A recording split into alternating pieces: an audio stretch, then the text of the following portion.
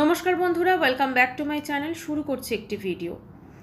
মানুষের মুখ এবং মুখোশ দুটো ভীষণভাবে আলাদা হয়। অনেক সময় মুখোশের ভেতরের মধ্যে কি আসল মুখটা আছে সেটা কিন্তু কেউ বুঝতে পারে না, তার আসল চেহারাটা। তো কিছু কিছু কাজ, কিছু কিছু কর্মতে কিন্তু সেটা উঠে আসে, তাই তো? তো আজকে আমি কথা বলবো এসপি পলাশ সাহা এবং তার স্ত্রীকে নিয়ে, এবং অবশ্যই তার মায়ের কথা তো উঠে আসবেই। আমরা সকলে জানি 1 মাস আগে এসপি পলাশ সাহা আমাদেরকে ছেড়ে চলে গেছেন। উনি আত্মহননের পথ বেছে নিয়েছিলেন। ওনার স্ত্রী এবং মায়ের মধ্যে সম্পর্কের অবনতি তো অবশ্যই হয়েছিল, এবং এমন একটা পরিস্থিতিতে পৌঁছেছে যেখানে তিনি মনে করেছেন যে তিনি আর পারছেন না, তিনি এর থেকে মুক্তি চান। ঠিক আছে, তো সেই জন্য তিনি আত্মহননের পথ বেছে নিয়েছেন, মোটামুটিভাবে যেটা জানা যাচ্ছে। এখানে তার মৃত্যুর জন্য তার মা দায়ী না তার স্ত্রী দায়ী সেটা তো অবশ্যই তদন্ত সাপেক্ষ, কিন্তু যেটা বোঝা যাচ্ছে তার মা এবং স্ত্রী দুজনেই কিন্তু দায়ী এক্ষেত্রে। একটা ছেলে যখন বিয়ে করে তখন সে যেমন তার স্ত্রীকে ভালোবাসবে, সে তেমন তার মাকেও ভালোবাসবে। প্রত্যেকের জায়গা কিন্তু আলাদা আলাদা। তার মনের মধ্যে মায়ের জন্য যে জায়গাটা সেটা কিন্তু মাই থাকবে, স্ত্রীর জন্য যে জায়গাটা সেটা স্ত্রীই থাকবে। পলাশ সাহার মৃত্যুর পর তার স্ত্রী তার শাশুড়ি সম্পর্কে অনেক কথা বলেছেন, যেখানে সে বলেছে যে তার শাশুড়ি নাকি তাদের দুজনের সম্পর্ক মেনে নিতে পারতো না, মাঝরাতে লাথি দিত তাদের দরজাতে, এবং অনেক কটু কথা শোনাতো। মোটামুটিভাবে মানে সুস্মিতাকে একটা টর্চার করা হতো, মেন্টালি টর্চার। অনেক ক্ষেত্রে সেটা ফিজিক্যাল টর্চারও হয়েছে। তার শাশুড়ি মা আবার সুস্মিতা সম্পর্কে অনেক কথা বলেছেন, এবং তিনি তার ছেলের মৃত্যুর পর যেভাবে তিনি খেতে খেতে ইন্টারভিউ দিচ্ছিলেন তাতে বোঝাই গেছিল তিনি কী টাইপের মানুষ, তাই তো? সুস্মিতা বেশ কিছুদিন আগে যথেষ্ট 2 সপ্তাহ আগে যথেষ্ট অসুস্থ হয় এবং সে হসপিটালাইজড হয়। তো তারপরে যেহেতু পলাশ সাহা চলে যাবার পর থেকে তার একটা মানসিক পরিস্থিতি খুবই খারাপ ছিল। পলাশ সাহা মৃত্যুর সময় বলে গেছিল যে তার সম্পত্তির স্বর্ণ যে জিনিসটা, মানে স্ত্রীর জন্য তিনি দিয়ে গেছিলেন শুধু তার সোনাটা, ঠিক আছে, মানে তার গহনা গাটি, তার অলংকার। তো এবারে কথা হচ্ছে যে তিনি মৃত্যুর পরও তার স্ত্রীর কথা ভেবেছেন, তার মায়ের কথা ভেবেছেন, সবার কথা ভেবেছেন। এখন তার মৃত্যুর পরে তার সম্পত্তি ভাগাভাগি নিয়ে তো অবশ্যই একটা মানে একটা বিচলিত পরিস্থিতির সৃষ্টি হয়, এবং সেখানে যেখানে তার মা তার স্ত্রীকে দেখতেই পারতেন না, সেখানে ছেলের মৃত্যুর পর ছেলের সম্পত্তি, এমনকি ছেলের চাকরি, এই সমস্ত কিছু তার স্ত্রী যদি পান সেটা তার মা কোনোভাবেই মেনে নিতে পারছে না। মা যে কাজগুলো করতে পারছে না সেটা তার পলাশা ভাইদের দিয়ে করাচ্ছে এইভাবে, মানে মা আর কি।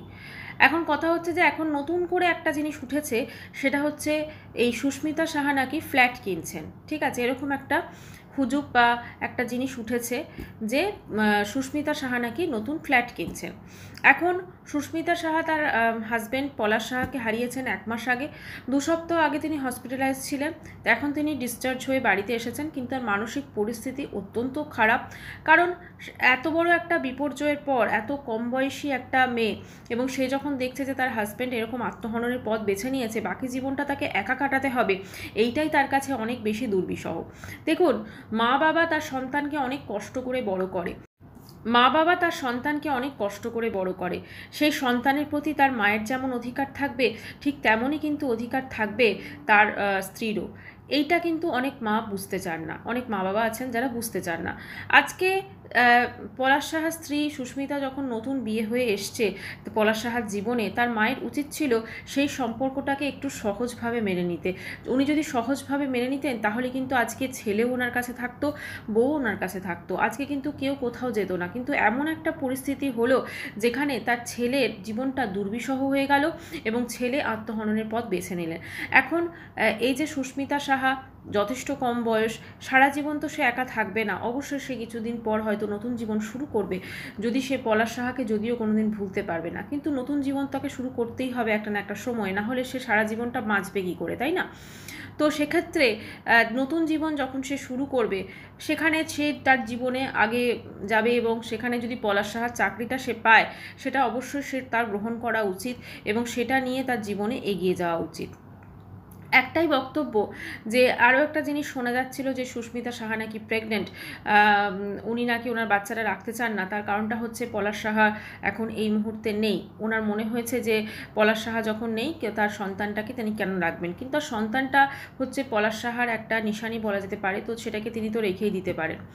এখন কথা হচ্ছে যে এই যে ফ্ল্যাট কেনা বা এই ধরনের হুজুগগুলো তাহলে বা এই ধরনের গুজবগুলো কি করে ছড়াচ্ছে, অ্যাকচুয়ালি এগুলো পলাশ সাহার মার তরফ থেকে মানে তার অধিকার লোকজন এটা সুস্মিতা সাহার বিরুদ্ধে ছড়াচ্ছে, যাতে সুস্মিতাকে বদনাম করা যায়, বদনাম করে তাকে মানুষের কাছে ছোট দেখানো যায়। কারণ এখন যে জিনিসটা চলছে, যেহেতু আসল চেহারাটা সামনে চলে এসছে পলাশ সাহার মায়ের, সেক্ষেত্রে মানে সুস্মিতাকে ছোট করা এবং তাকে বিভিন্নভাবে অপদস্থ করা, তাকে মানুষের সামনে খারাপ দেখানো, সেটাই কিন্তু এখন এই পলাশ সাহার মায়ের মেন উদ্দেশ্য। উনি যে তার ছেলেকে হারিয়ে ফেলেছেন তাতে তার অতটা দুঃখ কষ্ট নেই, কিন্তু ওনার চেহারাটা যে সামনে চলে এসছে, ওনার আসল মুখোশটা যে খুলে গেছে, এটাতে কিন্তু তার অনেক বেশি কষ্ট হচ্ছে। তো এখন সুস্মিতা সাহা সত্যি কি ফ্ল্যাট কিনছেন? এখন এই মুহূর্তে তার কাছে ফ্ল্যাট কেনার মতো যে অর্থ সেটা ডেফিনেটলি নেই। অবশ্যই তার স্বর্ণটা হয়তো আছে, তার গহনা, তার জুয়েলারি, তার স্ত্রীধনটা হয়তো তার কাছে আছে, কিন্তু সেটা তার ভবিষ্যতের জন্য রেখে দেওয়া বেটার, তার ভবিষ্যৎটা যাতে উজ্জ্বল হয় সেই জন্য রেখে দেওয়া বেটার। এখন এই মুহূর্তে তিনি তার বাপের বাড়িতেই আছেন তার বাবা মার সঙ্গে, তো সেক্ষেত্রে কোনো প্রশ্নই নেই যে তিনি নতুন করে একটা ফ্ল্যাট কিনবেন বা কিছু, বা তিনি এখন সত্যি কথা এখন তার মানসিক পরিস্থিতি এমনই যে তিনি আর নতুন কোনো কিছু করার কথা বা নতুন কোনো কিছু মানে ইনক্লুড করার কথা, তার নতুনভাবে বাঁচার কথা, কারণ এখন তার জন্য ডেলি লাইফটা লিড করাটাই অনেক বেশি কষ্টের হয়ে গেছে। সেখানে একটা নতুন ফ্ল্যাট কেনা, এটা তিনি স্বপ্নেও ভাবতে পারেন না। আজ থেকে 1-2 বছর পর হয়তো তার জীবনটা স্বাভাবিক ছন্দে ফিরবে, কিন্তু এই মুহূর্তে তিনি তার স্বামীর এভাবে আকস্মিক প্রয়াণে তিনি যথেষ্ট ভেঙে পড়েছেন, এবং এতটাই তিনি ভেঙে পড়েছেন যে তাকে হসপিটালাইজ পর্যন্ত হতে হয়েছে। এখন এছাড়াও তার স্বামীর মৃত্যুর পর তার শ্বশুরবাড়ির লোকজনের তরফ থেকে বেশ কিছু অসুবিধার সম্মুখীন তিনি হচ্ছেন, যেহেতু সোশ্যাল মিডিয়াতে তাদের নিয়ে প্রচুর কাটাছেঁড়া হচ্ছে, এবং সেক্ষেত্রে অনেক ক্ষেত্রে সুস্মিতাকে দোষী করা হচ্ছে, অনেক ক্ষেত্রে বলা হচ্ছে সুস্মিতা পলাশের মৃত্যুর জন্য দায়ী। কিন্তু সত্যি কি সুস্মিতা পলাশের মৃত্যুর জন্য দায়ী? কারণ সে তো পলাশের সঙ্গে সংসার করতে চেয়েছিল, সে তো শুধু পলাশকে নিজের মতো করে পেতে চেয়েছিল, কিন্তু তার মা না তো ছেলেকে ঠিকঠাকভাবে তিনি নিজে মানে আগলে রাখতে পেরেছেন, না তিনি ছেলের বউকে গ্রহণ করতে পেরেছেন, তাই না? এরকম অনেক মা বাবা থাকে যারা মানে অনেক শাশুড়ি ইনফ্যাক্ট থাকে যারা কিন্তু ছেলে বউয়ের সংসারটা ভেঙে গেলে খুশি হয়, এরকম এই জন্য কিন্তু প্রচুর সংসার ভেঙে যায়, প্রচুর ডিভোর্স হয়। কিন্তু এক্ষেত্রে পলাশ সাহা যেটা করেছে, সে বুঝতে পেরেছে যে আমার জন্য এদের দুজনের সম্পর্কটা খারাপ হয়ে যাচ্ছে, তো সেই জন্য তিনি যে ডিসিশনটা নিয়েছেন সেটা কোনোভাবেই কাম্য নয়। তিনি হয়তো এটাকে আরও সুন্দরভাবে বা আরও বুদ্ধিমত্তার সঙ্গে তিনি করতে পারতেন, কিন্তু তিনি মানসিকভাবে তিনিও বিপর্যস্ত হয়ে গেছেন, এরকম একটা ভুল সিদ্ধান্ত তিনি জীবনে নিয়েছেন। যাই হোক, যেটা হয়ে গেছে সেটাকে তো আমরা কোনোদিন ঠিক করতে পারবো না, কিন্তু এখন একটা জলজান্ত মেয়ে যে রয়েছে সেটা পলাশ সাহার স্ত্রী সুস্মিতা সাহা, যার বয়স অত্যন্ত কম, এবং হয়তো এখন না হোক আজ না হোক কাল সে নতুন জীবন শুরু করবে, এবং সেটা অবশ্যই করা উচিত। কিন্তু পলাশ সাহাকে ভোলা তার পক্ষে অসম্ভব হয়ে উঠছে, কারণ সে তার হাজব্যান্ড ছিল, এবং সবথেকে দুঃখের ব্যাপার হচ্ছে সে কিন্তু তার হাজব্যান্ডকে যেভাবে সে চেয়েছিল, যেভাবে সংসার করতে চেয়েছিল, সেটা কিন্তু সে পারেনি তার শাশুড়ির জন্য। তো এই তো একটা আক্ষেপও সারা জীবন রয়ে যাবে, কারণ জীবন মানুষের একটা, সেক্ষেত্রে হয়তো এই যে জীবনের এই অংশে তার যেটা ঘটে গেল, সেটার তো আক্ষেপ বলুন, দুঃখ বলুন, রাগ, ক্ষোভ, অভিমান, এটা কিন্তু ওর মধ্যে রয়ে যাবে। এবং পলাশ সাহার মৃত্যু তার কাছে যথেষ্ট কষ্টদায়ক, যতটা না কষ্টদায়ক তার থেকে বেশি অনেক বেশি কষ্ট দিচ্ছে তাকে তার শাশুড়ি যে সংসার করতে দেয়নি এটা ভেবে। ঠিক আছে, যাই হোক, এরকম শাশুড়ি সত্যি এখনও অনেক দেখা যায়, অনেক ঘরে ঘরে আছে, এবং খুব প্যাথেটিক, কারণ আমরা সকলে জানি যে মা কখনো কুমাতা হতে পারে না, কুসন্তান যদি বা হয়, কিন্তু এই ধরনের মারা যারা নিজেরা হয়তো জীবনে কিছু পাননি, বা নিজেরা হয়তো অনেক স্ট্রাগল ভোগ করেছেন, বা অনেক কষ্ট তাদের হয়েছে, তো তারা কখনোই দেখতে পারেন না যে তার ছেলে বউ সুখে সংসার করছে বা তার নাতি নাতনি আছে, এটা কিন্তু অনেক মা বাবাই দেখতে পারেন না, অনেক শ্বশুর শাশুড়ি দেখতে পান না, তাদের কিন্তু অবশ্যই কষ্ট হয়, এবং সেই একটা ফ্রাস্ট্রেশন বলুন, সেই একটা জেলাসি বলুন, তারা কিন্তু ছেলের বউয়ের ওপর সেটা উগড়ে দেন। ছেলেকে তারা মনে করেন যে আমি খুব ভালোবাসছি, কিন্তু ছেলের বউয়ের ওপর আলটিমেটলি উগড়ে দেন। একবারও তারা ভাবেন না যে ছেলের বউ যদি খারাপ থাকে তাহলে ছেলে কি ভালো থাকতে পারবে আমার ছেলেটা, এবং এটাও ভাবেন না, এরকম প্রচুর ডিভোর্স হয় শুধুমাত্র শ্বশুর শাশুড়ির জন্য, এবং তারা এটাও ভাবেন না যে আমার ছেলের জীবনটা আমি সংসারটা আমি বরবাদ করে দিলাম, তাহলে কি পেলাম আলটিমেটলি।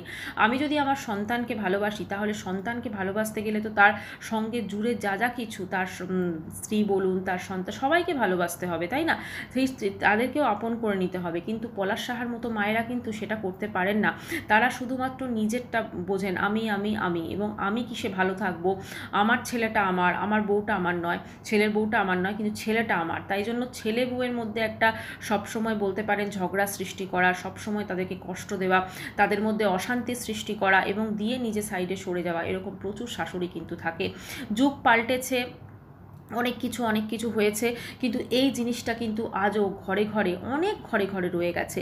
এটার একটা মেন যে কারণ সেটা অবশ্যই শিক্ষা, এডুকেশন। কারণ আজকালকার যুগে হয়তো অনেক শাশুড়ি মডার্ন, অনেক শাশুড়ি যথেষ্ট শিক্ষিতা, কিন্তু কিছু কিছু মানুষ শুধু এমন আছেন যাদের মধ্যে সেই প্রপার শিক্ষাটা নেই। এখন বলতে পারেন যে প্রপার এডুকেশন থাকলেও কিন্তু অনেকে এটা করে থাকেন, কারণ তার লাইফে সেগুলো ঘটেছে, তিনি সেগুলো ফেস করে এসছেন, তিনি তার শাশুড়ির থেকে খারাপ ব্যবহার পেয়েছেন। অতএব এটা যেন একটা পরম্পরা চলে এসছে যে আমি আমার শাশুড়ি থেকে খারাপ ব্যবহার পেয়েছি, আমিও আমার ছেলের বউয়ের সাথে সেটা করবো, তাই না? কিন্তু এটা সত্যি সম্পূর্ণ ভুল। পলাশ সাহার মৃত্যু কিন্তু আমাদের চোখে আঙুল দিয়ে দেখিয়ে দিয়েছে মানে যে কি হতে পারে। আজকে পলাশ সাহা হয়তো আমাদের মধ্যে নেই, এটা খুব দুঃখজনক, কিন্তু সে কিন্তু একটা জিনিস আমাদেরকে শিক্ষা দিয়ে গেছে যে এই যে ঘরে ঘরে আজকে শাশুড়িরা ছেলে বউয়ের মধ্যে অশান্তি লাগাচ্ছেন বা তাদের জীবনটা একদম বরবাদ করে দিচ্ছেন বলা যেতে পারে, তো তার পরিণতি কি হতে পারে সেটা কিন্তু তিনি দেখিয়ে দিয়ে গেছেন, যেটা অত্যন্ত দুঃখজনক, যেটা কখনোই কাম্য নয়। যাই হোক, এই সংক্রান্ত খবর নিয়ে অবশ্যই আবার আসবো। তো এখনকার ভিডিওটি আমি এখানেই শেষ করছি। চ্যানেলটি ভালো লাগলে অবশ্যই করে সাবস্ক্রাইব করার অনুরোধ রইল, এবং বেল আইকনটাকে অবশ্যই প্রেস করবেন, তাহলে আমার ভিডিও নোটিফিকেশান সব থেকে আগে আপনার কাছে পৌঁছে যাবে। বাই।